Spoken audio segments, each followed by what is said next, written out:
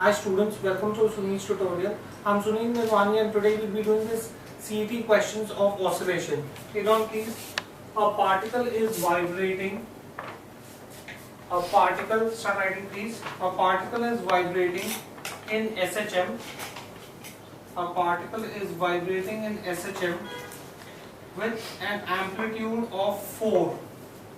A particle is vibrating in SHM with an amplitude of 4 centimeters.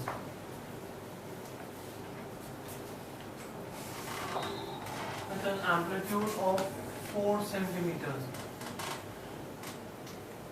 At what displacement from equilibrium position? At what displacement from equilibrium position? At what displacement from equilibrium position is its energy?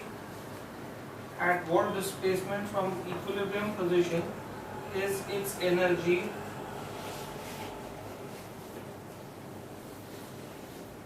half potential and half kinetic?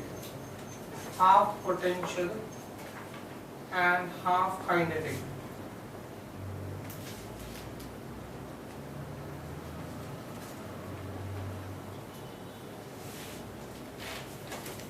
Right? That means here they bring you that potential energy is equal to kinetic energy. Potential, half potential and half kinetic. That means the total energy is divided into two parts. Half of it is potential, half of it is kinetic. That means potential energy is equal to kinetic energy. Now I can say potential energy is half m omega square x square. This is half m omega square a square minus x square. Half m omega square gets cancelled, so I'll get x square is equal to a square minus x square. So I'll get this as 2x square is equal to a square. So x is equal to a upon root 2, but a we already know is 4. So this is 4 upon root 2, which is going to be 2 root 2 centimeter. So at a displacement of 2 root 2 centimeter, the energy will be half potential and half kinetic. Okay, now next one please. The mass and diameter of a planet. The mass and diameter of a planet. The mass and diameter of a planet are twice that of the Earth. Are twice that of the Earth. Are twice that of the Earth.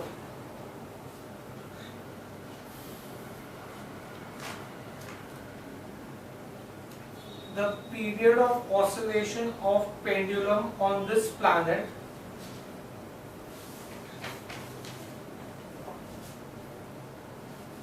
the period of oscillation of pendulum on this planet will be dash if it is a seconds pendulum on the Earth. If it is a seconds pendulum on the Earth. If it is a seconds pendulum on the Earth.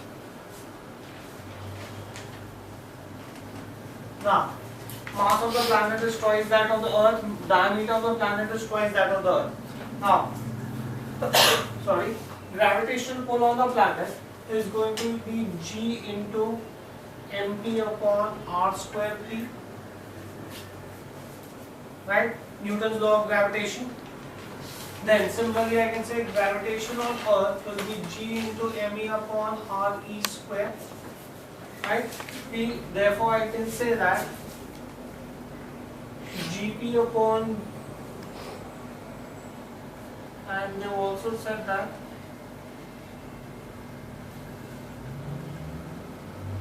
Gp is Gp upon Ge is going to be nothing but GMP upon r square p upon g m e upon r square e. G and G gets cancelled. So I'll get Gp upon Ge, mass of the planet, twice the mass of the Earth, upon radius of the planet, twice radius of the Earth. If the diameter is twice, right, into, you could get this as mass of the planet is, mass and diameter of the planet are twice that of the Earth.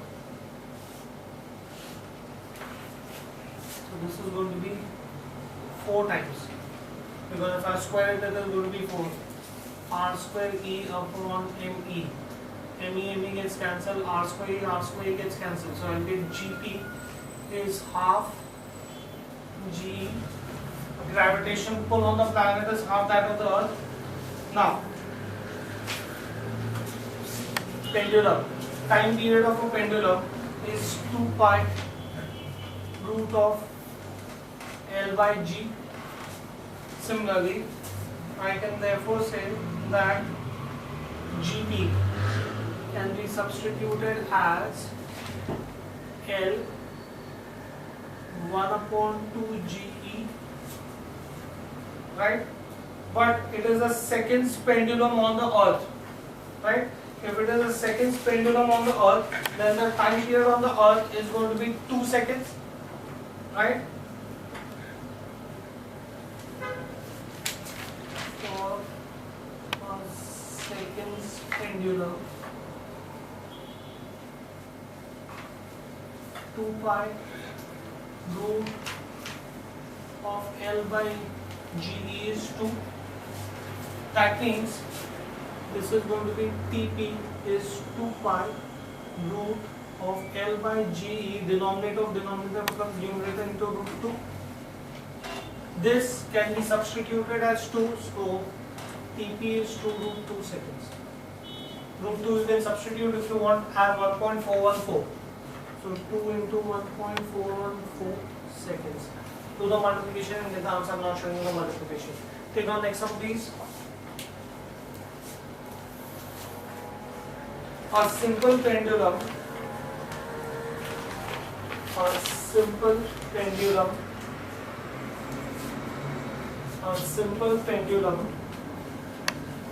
is set up in a trolley. A simple pendulum is set up in a trolley which moves to the right,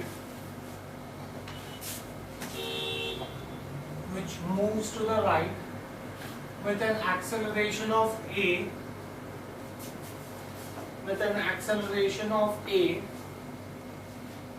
in the horizontal plane.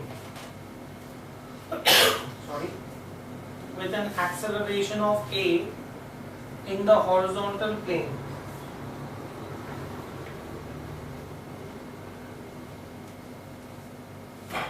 Then the thread of the pendulum in mean position,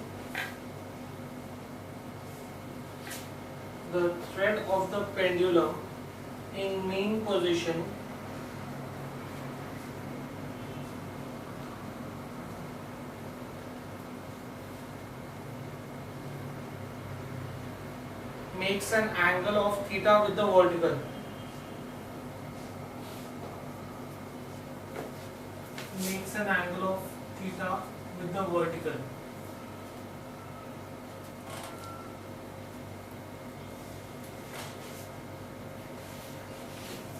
Right?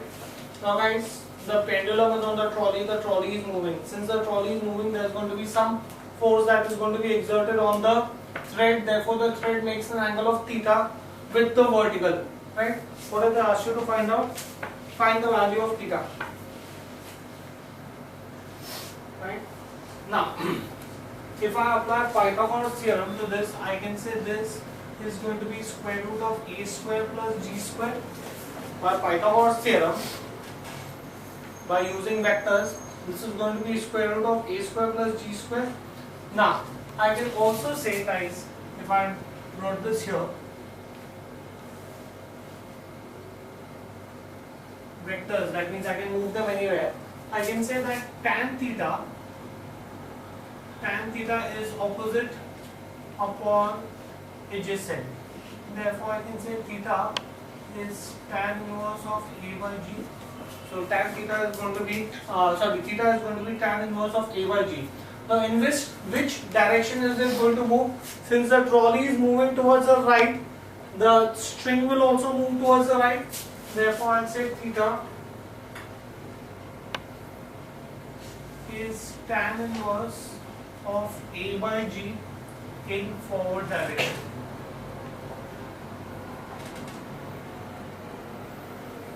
Next, take a next one please. For a particle executing simple SHM motion,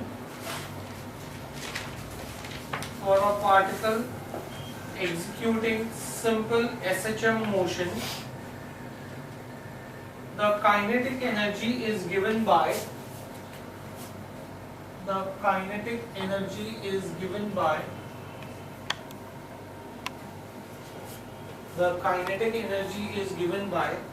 K is equal to K0 cos square omega t. K is equal to K0 cos square omega t.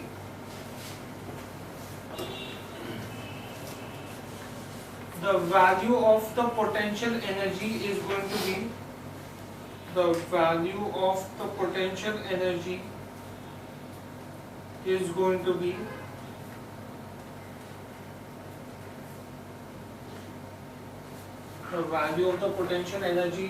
be what? X, put a blank there. Now, if K becomes equal to K max, now K will be equal to K max. Now we know that cos value can have maximum and minimum function. Cos value can have maximum and minimum function between -1 and 1. Therefore, K will be equal to K max.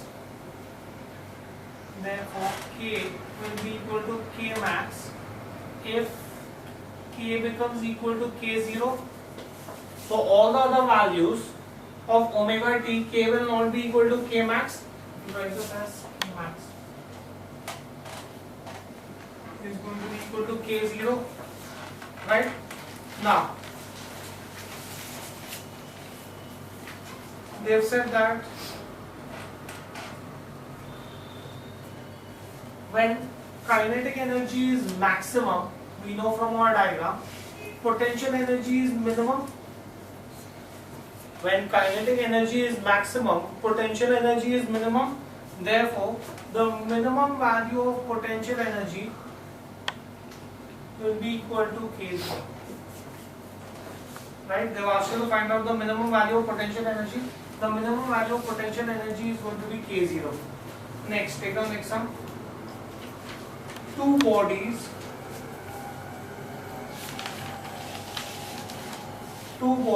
M and N are of equal masses. Two bodies M, capital M and capital N, of equal masses are suspended from two separate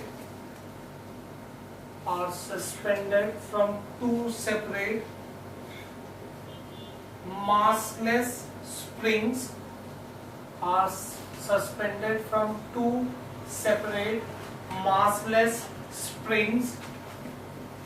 of spring constant K1 and K2.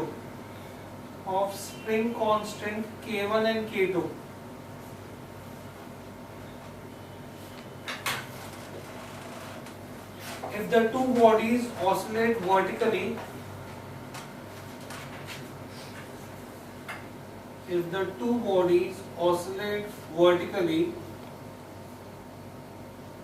such that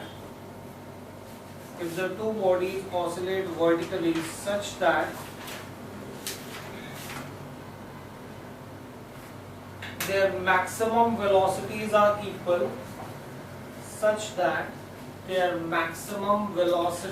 equal,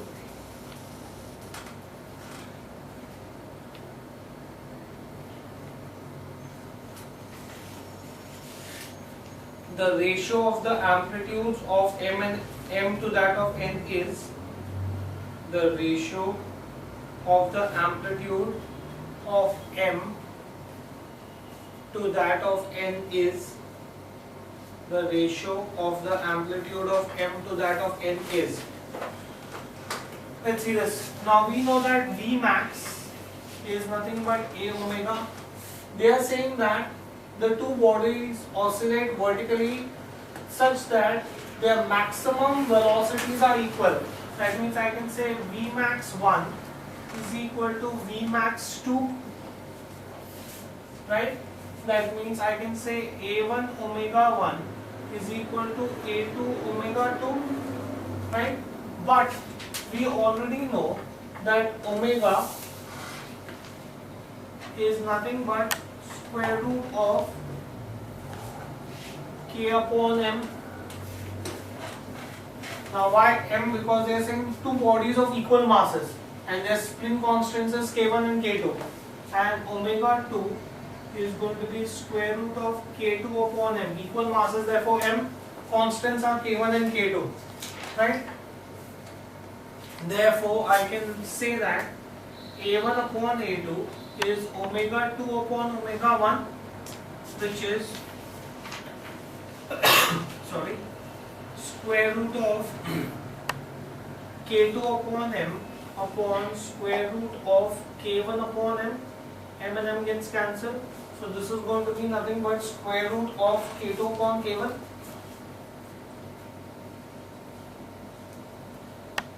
Therefore the ratio of the amplitudes are square root of k2 upon k1. Next, take down next one please. A spring has force constant. A spring has force constant K and a mass of m is suspended from it, and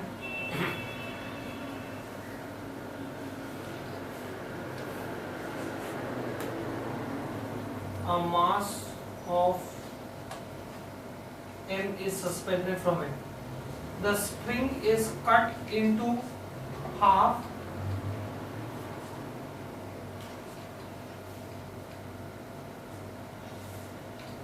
and the same mass is suspended from one of the halves. The spring is cut into half and the same mass is suspended from one of the halves.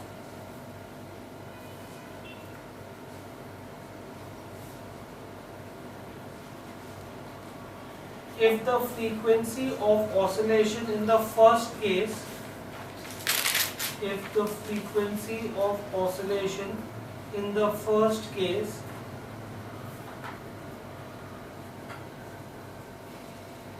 is alpha,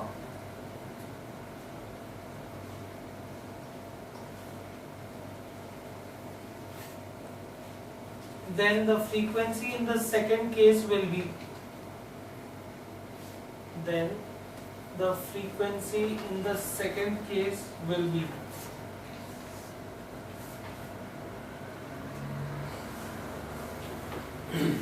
now for a spring we know that T is equal to 2 pi root of m by k. They said that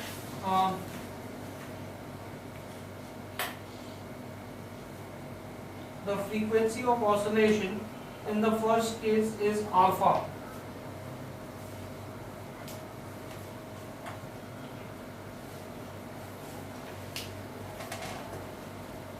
Frequency we know is nothing but 1 upon t.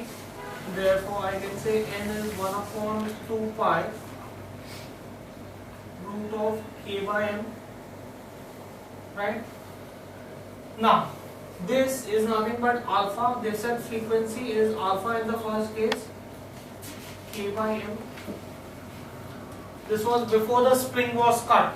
Now I'm going to cut the spring. Since the spring is cut into half. Now you have to remember this, that if the spring is cut into two halves, each part of the spring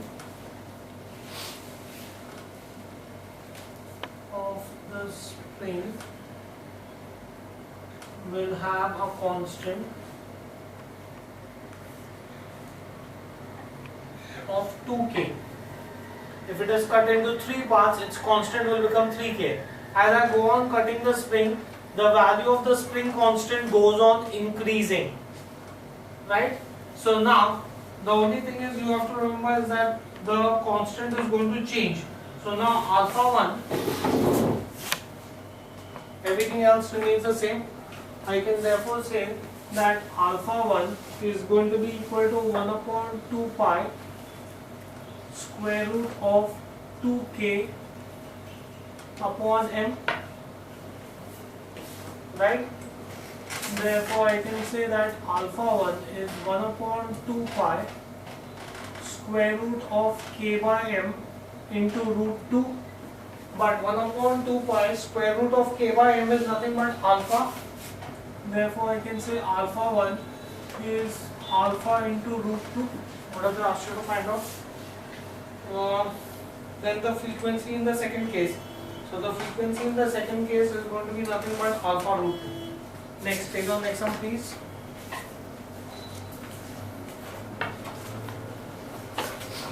A simple harmonic oscillator.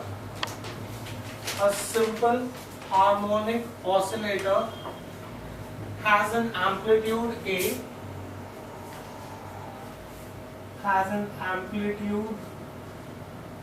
A, and a time period of T.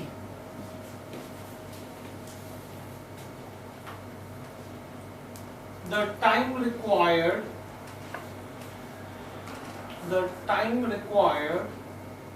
to travel from x is equal to a,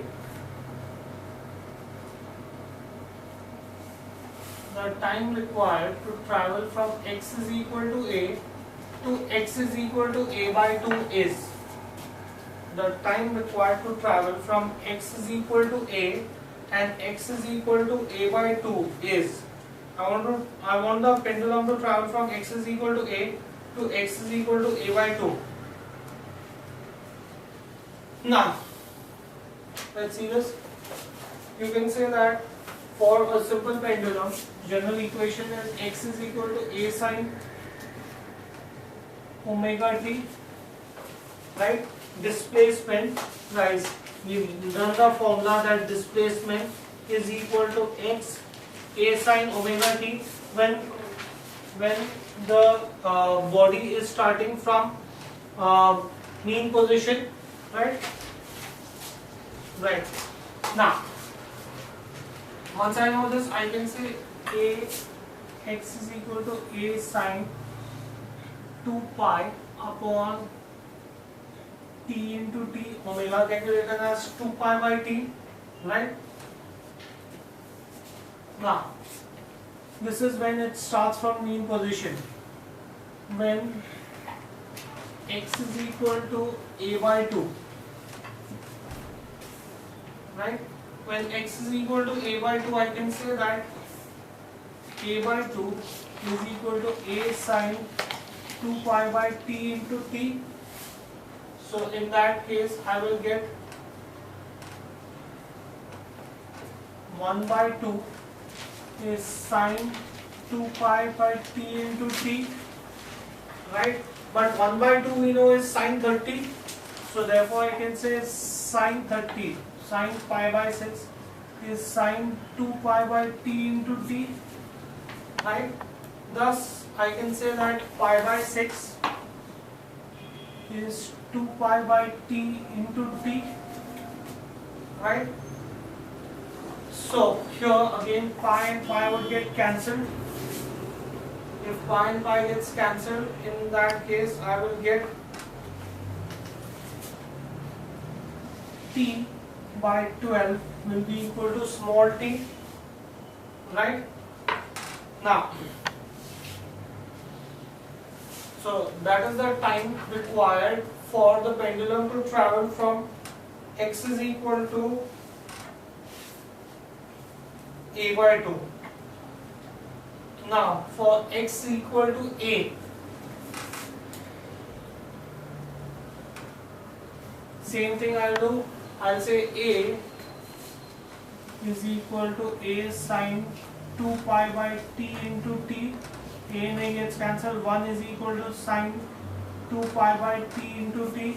We know that sine 90 is 1. So I can say sine pi by 2 is sine 2 pi by t into t.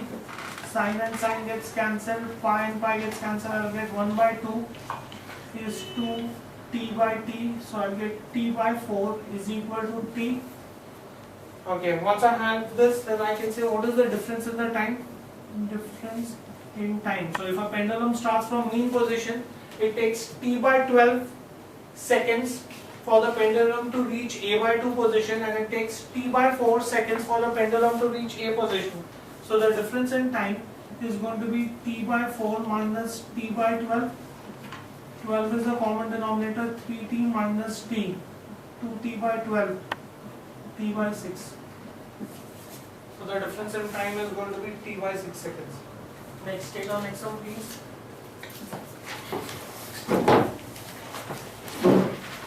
If a simple harmonic oscillator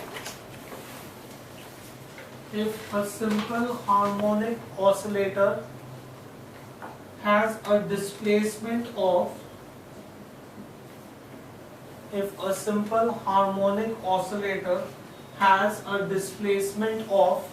0.02 meters and an acceleration of 2 meters per second square,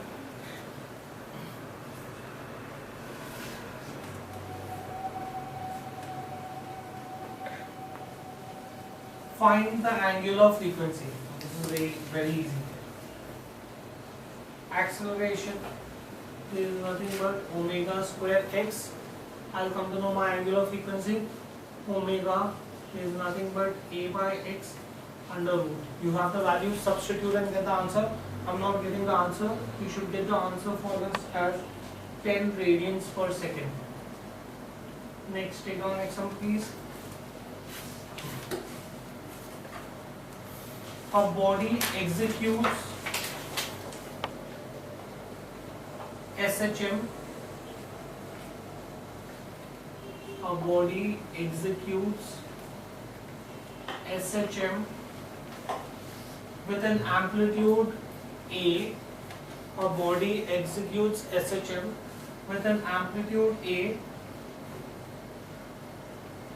At what displacement from the mean position? At what displacement from the mean position the kinetic energy of the body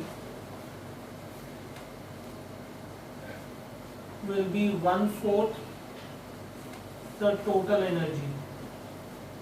At what displacement from the mean position the kinetic energy of the body will be 1/4 the total energy?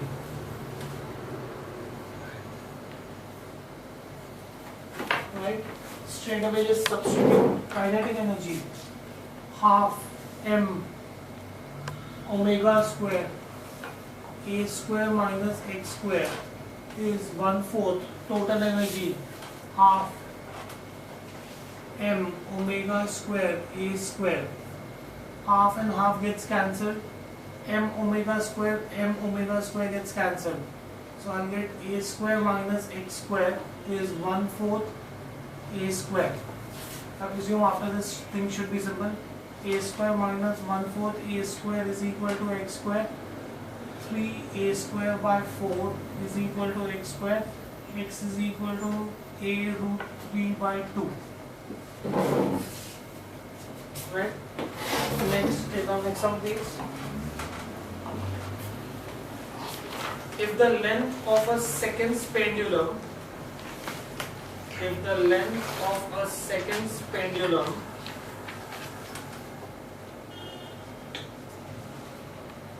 is increased by 2%, if the length of a second's pendulum is increased by 2%, how many seconds will it lose per day? How many seconds will it lose per day? How many seconds will it lose per day? Now, time period of a simple pendulum is 2 pi root of L by G. From this formula, I understand that T is directly proportional to square root of L. They are saying that the length of the pendulum is changed by 2%, right?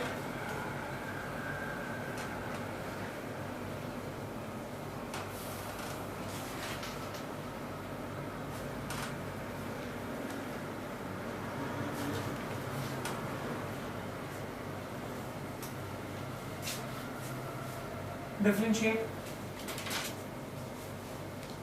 I can say that if I differentiate with respect to, say, L,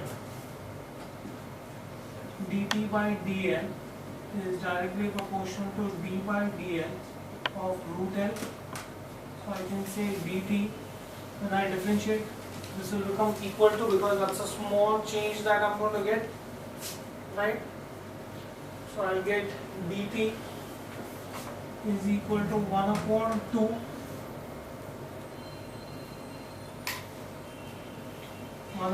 d by dx of root x is 1 upon 2 root x into dl, right? Leaving the constants out. Therefore, I can say that dt by t, let's leave this as proportionality because then I can divide and make it as equality.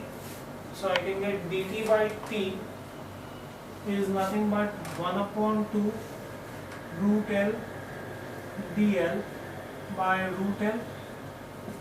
I'm dividing equation 1 and 2. Equation 1 is t is equal to is directly proportional to root L, and equation 2 is dt is directly proportional to 1 upon 2 root L dl. So in that case, this is dl,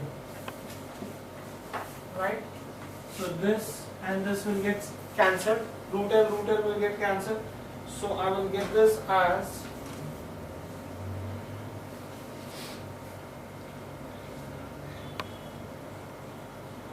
dt by t is 1 upon 2 dl. Change in length is nothing but, how much they are saying? Second's pendulum is changed by 2%. Is changed by 2% of L. The length of the second's pendulum is changed by 2%, right? How much time would it lose in a day? Now, in order to find out how much time it would lose in a day,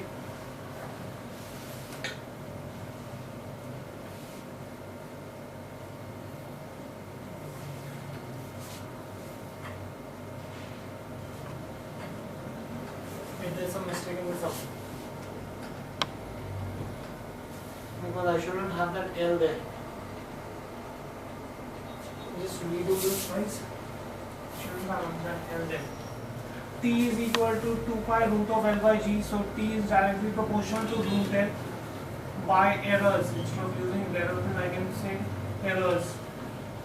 Application of derivatives. If I use application of derivatives, I'll get dt by t is nothing but square root of L. So that is going to be 1 by 2 root of L by L. If I use errors formula, this is what I will get.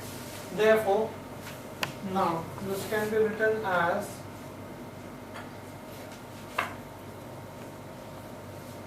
dt by t,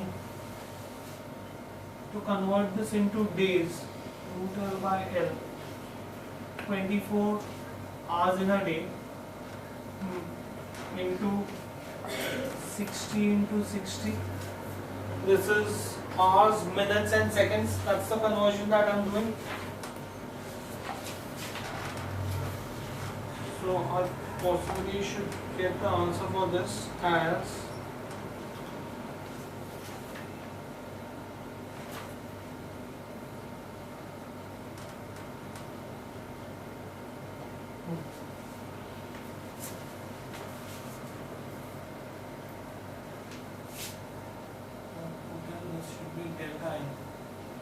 delta L by L.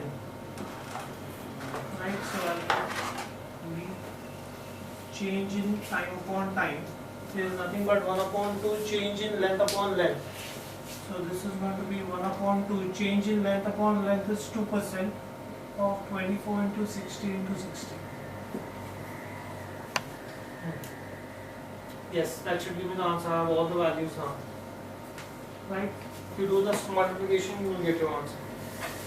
That should give you the answer. How many seconds the pendulum would lose in a day. So just remember this, that this should, I presume, will come out as 864 seconds. 2 into 1, 0, 0, 1, 0, 0, 1. Multiply the thing, you will get the answer as 864 seconds. So the pendulum would lose 864 seconds per day if the length of the pendulum is changed by 2%. Right? Take our next one, please.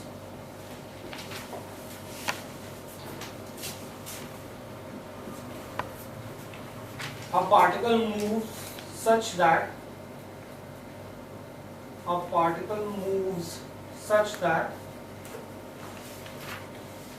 its acceleration is A.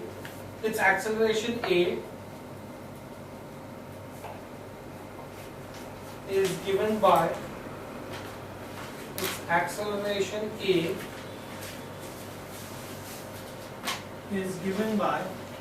minus Bx. Its acceleration A is given by minus Bx, where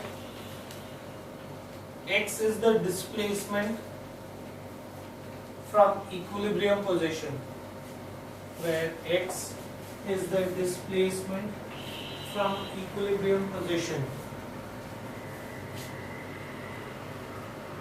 and B is a constant.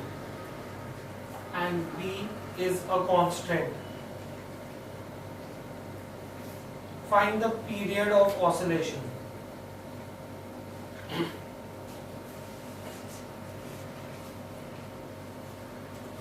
Now, acceleration we know is given by the formula minus omega square x. Here they give you acceleration is minus Vx.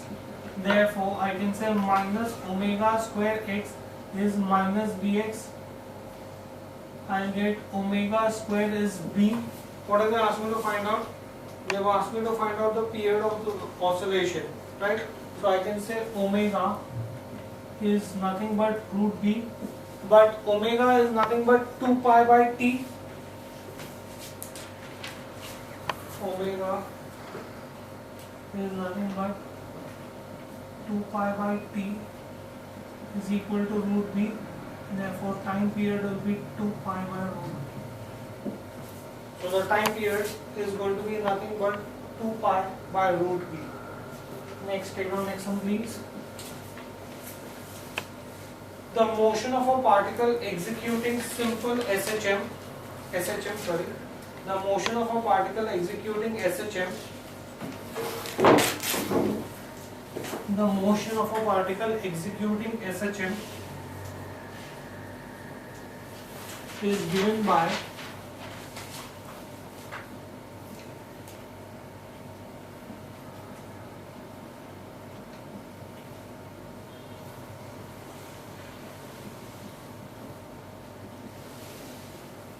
x is equal to 0.01 sine 100 pi t plus 0.05.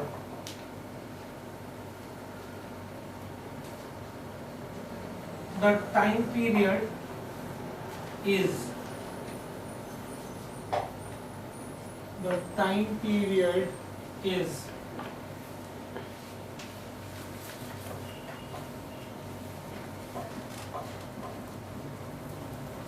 Now, sorry. For SHM we know x is equal to a sine omega t plus alpha. So if I simplify this equation, I will get x is equal to 0.01 sine 100 pi t plus 100 pi into 0.05. Therefore, I can say omega t is 100 pi t. T and t gets cancelled.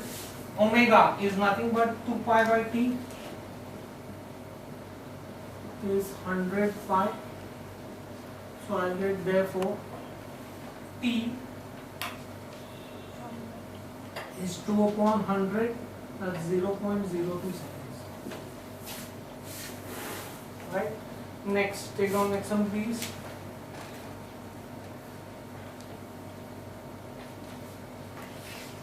A simple pendulum performs SHM. A simple pendulum performs SHM about x is equal to 0 with an amplitude A and time period t.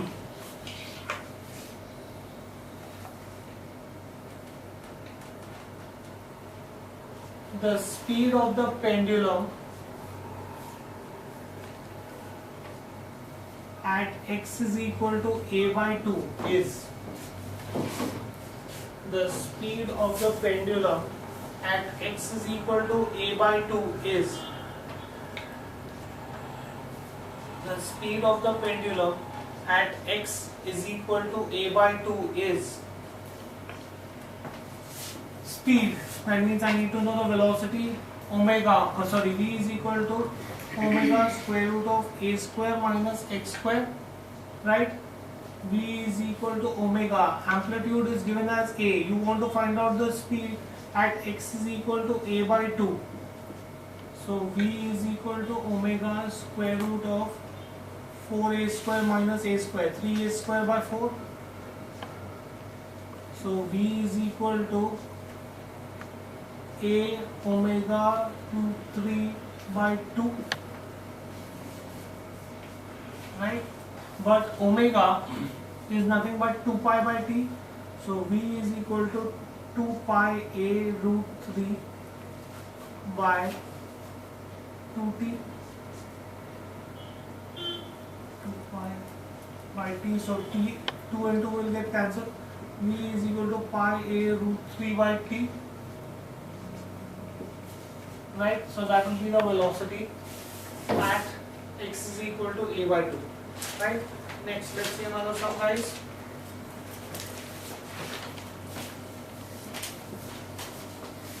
A particle is executing SHM with amplitude A.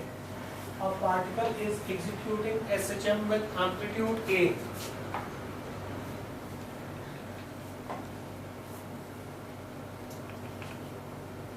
When its kinetic energy is equal to potential energy,